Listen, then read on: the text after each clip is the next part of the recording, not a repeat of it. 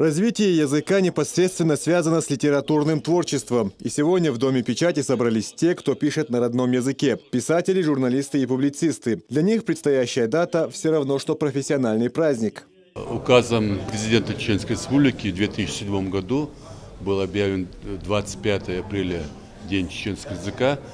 День чеченского языка мы отмечаем каждый год. В этот месяц, в апрель, каждый год мы проводим массу мероприятий в школах, в университетах, в институтах, в колледжах, на предприятиях. И День чеченского языка – это великое событие. Министр Чеченской Республики по национальной политике, внешним связям, печати и информации Джамбулат Умаров, выступивший сегодня на сцене, отметил важность владения родной речью. По его словам, утрата языка для народа равносильно утрате души.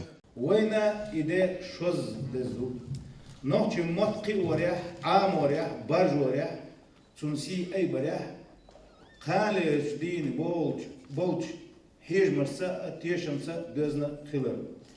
Нохче республик дахарч президент России Турпалгочу Кадыров Ахмад Хаш Олшдер шемот боцурк амдац ори. Сегодня также подвели итоги конкурса на лучший материал на чеченском языке по 3 номинациям – телевидение, радио, печатные и интернет-издания и литературного конкурса в памяти первого президента Чеченской Республики Ахмата Хаджи Кадырова.